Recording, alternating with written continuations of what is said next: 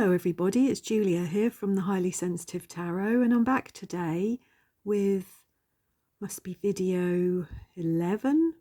This is the Wheel of Fortune, card number 10, and this is the hashtag Top Tarot Trump, started by the lovely Mascha. And I expect I'm probably a bit late doing this. I expect Mascha might well be up to the next card. I haven't looked at YouTube yet. I've had a break of a couple of weeks, and to be honest, I've not watched anybody's videos in that time. I've really needed some time away from YouTube and social media, so I don't know what everyone else has been up to and what's been going on, but I'm going to sit and record this anyway, and then hopefully over the next week or so catch up with everybody else's videos. So as I said, today we're looking at the Wheel of Fortune, and this is a card ruled by Jupiter, and I think as such it's always associated with big things, so luck, change, fortune, and in my experience I think almost always good fortune. I think most definitions of this card would indicate some kind of abundance or happiness or luck or elevation of some kind, or you know, like a change that could just happen and bring with it great joy. I think the wheel can also represent the cycles of forward movement, a sort of spiritual evolution and a progress towards that sort of universal karma. It can represent, because I follow the Rider-Waite-Smith system. I know I did the Justice card for card number 8, which for me should be Strength, not Justice, but I followed along everybody else and I did the Justice card. So, but normally you would have, for me, it would be Justice following the Wheel of Fortune, card number 11. And so I kind of see it that, like, the Wheel of Fortune represents a vision of your life, like who you are and what you might have made of yourself. And then the Justice card would represent your understanding of that vision and your own kind of individual responsibility, the responsibility inherent in it. You know, I think these two cards together, they sort of have you think that life doesn't just happen, that you need to ask questions and seek answers and have that kind of growth mindset, really. So that's how I see the Wheel of Fortune and the Justice cards kind of going together. I think this card can appear to suggest that sometimes you can just get lucky out of the blue, really. So it might be, if it was for a question from your querent, from somebody you're reading for, it might be to do with a job or money or a promotion or a relationship or just something that they might have been waiting for. So in its higher realms, this card is definitely prosperity, abundance, positive influences. You could even say like a godsend, you know, a breakthrough and inspiration and outcome of a problem. But in its lower realms, it can represent things like bad luck, fixed opinions, having a lack mindset, being negative. Yeah, your mindset kind of affecting the outcome of a problem, I guess. So yeah, that's my feelings, my thoughts and feelings about the Wheel of Fortune card. And I've got 5 cards, and I thought we'd start with this beautiful deck here, because this is my newest deck. Look at the backs, look at the backs. And it is the Cat Aura Tarot by the lovely Malamar R. Logan. And I ordered this from Canada. It only came maybe a couple of weeks ago, and I have not read with it as yet, but I fully intend to. I'm about to do a video, well, in the next week or so, I'm about to do a video showing all my cat decks, of which I think I've got 9 now, so this will be one of them. Let's have a little read from the book about this. It's a really, I quite like this card. all cats doing their catty type thing, isn't it? With this big disc with a square window in the middle of it. And obviously you'll know as well as I do that the place to be really on the wheel is right in the middle, isn't it? You don't want to be here, you know, you don't want to be this cat here or even this cat here, really. You want to be the one sat in the middle, because that's where you're going to get least jostled around. You know, if you're on the top here, you could get thrown off. If you're on the side here, you're just not going anywhere. So you want to be sat in the middle of the wheel, I think. Let's have a look and just see what she's written about this. Because as I said, I'm learning this deck anyway. So it says, this represents all chakras and Jupiter. Before us floats a large brass wheel shaped like a giant Chinese lucky coin. The cat balancing at the top looks down curiously. The one in the centre looks up at the cat at the top, and the third cat rests a paw on the coin's edge, about to spin the wheel.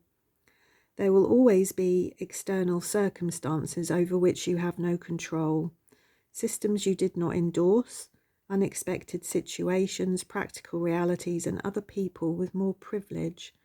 However, focusing on these circumstances is not serving your well-being. Instead, actively focus your energy and intentions and choices on areas of your life where you do have influence. Take responsibility for your decisions and reactions to life's circumstances, and then can reveal new opportunities and lead to a brighter and more wonderful future. So yeah, there we go. So yeah, that's sort of following into a little bit sort of that justice energy I was talking about, wasn't it? About taking responsibility for your decisions and reactions. To not feel a victim of life, you know. So I really like that. It's such a cute deck, isn't it? Really, really cute. Look at that, look. Very cute. So there's that one. The next card I have here is from my Serpent and Peacock deck, and I've chosen this card really only because it makes me laugh such a lot. This is the art edition of the Serpent and Peacock, and I just think it's really funny. It's like I said, the place to be on the wheel is in the middle, isn't it? You really don't want to be clinging to the sides. So let's again have a little read from the book and see what they say about this card. I think it's quite interesting. Oh, they're at the back, aren't they, of this book? Where are we? So it says the wheel belongs to the goddess Fortuna, who spins it at random, changing the positions of those on the wheel. Some suffer misfortune, while others gain windfalls. A turning point. The Wheel of Fortune card can indicate that something is fated or destined to be. This is mostly a positive card, indicating good fortune. The most important part of the wheel is the hub, for while the wheel is constantly turning, the hub remains still. Excuse me. Which is a reminder to remain grounded, especially in times where there is a lot of change.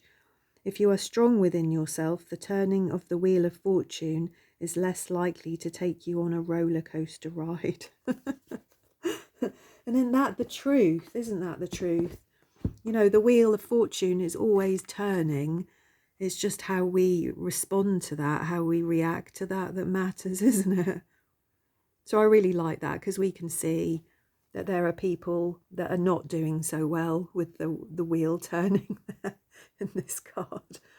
And that's life for so many of us, isn't it? Sometimes life just feels chaotic and like there's chaos, and we just get thrown around at the whims of fate, and life can feel like that sometimes, can't it? The next card is from the Pensive Path Tarot, and again, this really I've only chosen because it makes me laugh, because it's again that similar sort of energy, really, of the importance of staying grounded within yourself, especially at times where there is change in your life, where things can feel uncomfortable. In this picture, we can see that the only person really, I hope you can see that, let me put that up closer, the only person on this wheel here that is having any kind of reasonable time here is the man sat right in the middle on the, what's he on? He's just right at the top of that step ladder, isn't he? Everyone else is clinging on. Some people are falling off. Everyone else looks very uncomfortable. But the man in the middle is doing okay. And that's the place to be. So that's the Pensive Path Tarot. What else have we got?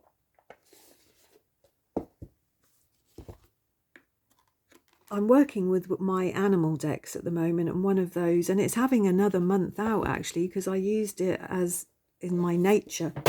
Oh, honestly, sorry, I've just dropped the box.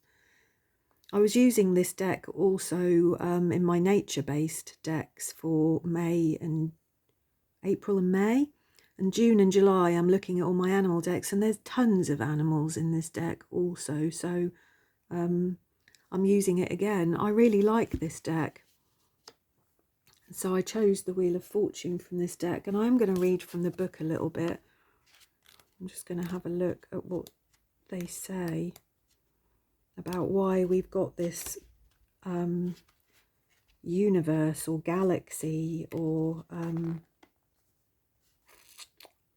yeah, I think it's a universe, isn't it? So let's see what it says here. Everything evolves, enlivens and annihilates. Everything revolves towards the dust and breathless space of stars.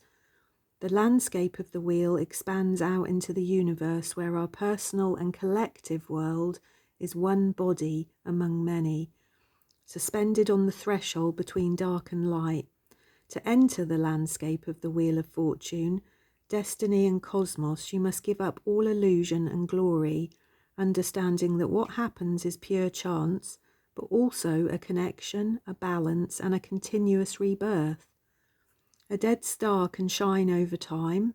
An occasion lost can open a path to radical change in our decisions. In the wheel, you must not submit blindly to chance. You can instead listen to the symphony of the galaxies, which only superficially is silence. What comes down will rise. What explodes will generate by fragments. What implodes will activate the force of the past. Infinite are the bodies in the cycles of the wheel, so embrace them. Wow. Well, that's quite profound, isn't it? I knew that would be worth reading. I like that. A dead star can shine over time. An occasion lost can open a path to radical change. You must not submit blindly to chance. What comes down will rise. What explodes will generate by fragments, and what implodes will activate the force of the past. So the Wheel of Fortune, the wheel of change, is something to be embraced, isn't it? Not something to be feared. And I think it's quite natural for us to fear change. You know, change can be a really scary thing. So, what was the last one we got here? Did I not pull the card out? Oh, I don't think I did. So the last card that I'm now going to find is from the Sacred She Tarot, because again, this is a deck that I'm working with currently. There's a lot of animals in this deck. And really thought I had pulled that card out. I have to go through them all now, aren't I? It's not at the bottom, is it? No. How annoying. I'll pause it. Hang on. So, I found it finally. Whenever you're looking for a card in a deck, you just, well, it's like I don't see things sometimes. So this is card number 10 in the Sacred She Tarot, and it's this beautiful, I don't know what that is actually. I don't know what that is. Let's see if it says in the book. Where are we? Crisis. Change. Here we go. So it says the prospect of life changes can freak us out. We go to psychics, mediums, card readers and astrologers to predict and safeguard against the future. Yet change is a constant we all share and must live with. Our every breath is its harbinger. That's what I was saying, wasn't it, about the last card? It's so hard not to fear change, really. If your self-confidence solely depends on the constancy of your environment, your relationships, your body, then you are depending on a soap bubble. And that's true, isn't it? Denial of life's changing nature is like living in a sandcastle that requires constant shoring up against the certainty of an incoming tide. Whether you live in a penthouse, a yurt, or a shack, we are all subject to forces beyond our control that can leave heartbreak, chaos, and insecurity in their wake. Accepting the inevitability of change heightens the awareness of life as transitory. This inclusive perspective values the present in a totally new light, revealing this moment as where life is actually happening, when the unknown next is no longer projected as a problem. A mindful response rather than a fearful reaction becomes possible. And that's true, isn't it? At the heart of this issue around change and the Wheel of Fortune, I think, is mindfulness, isn't it? It's the ability to stay in the present, to stay grounded.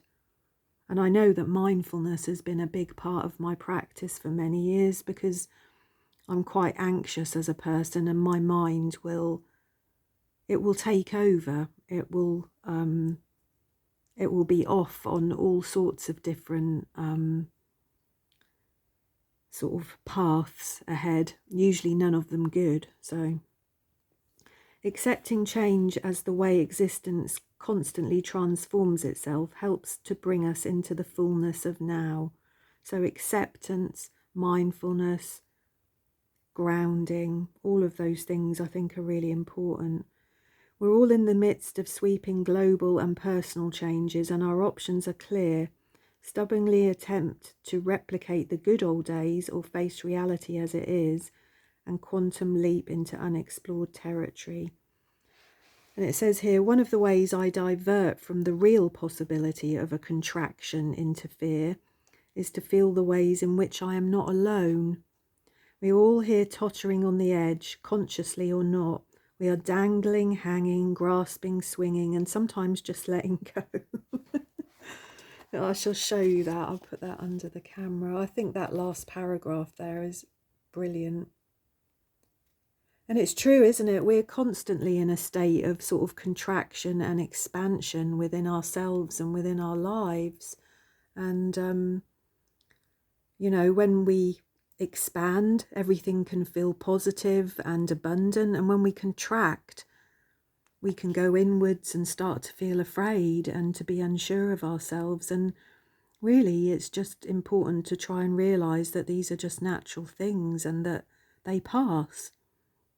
You know, that if you can allow yourself to just go with the flow, it will pass, as everything does. And I know I'm sitting here saying all of these things, but sometimes these things are easier said than done, aren't they? You know, it's been a lifetime of inner work for me to be able to resist a lot of the time the pull of that fear, the pull of that uncertainty, and that discomfort that comes with uncertainty. But I do think it's very important to always try and be mindful about these things. So there we go.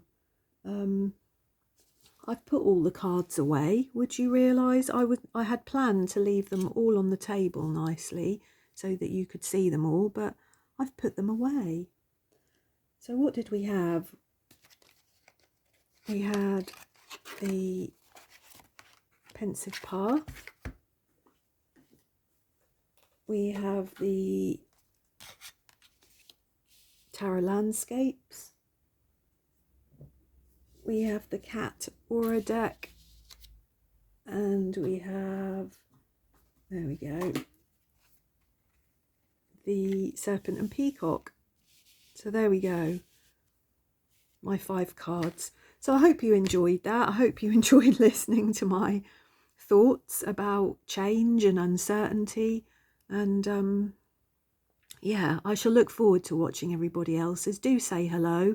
It's been a while since I've chatted to anybody on YouTube, so do say hello, and I will be sure to watch your video as soon as I can.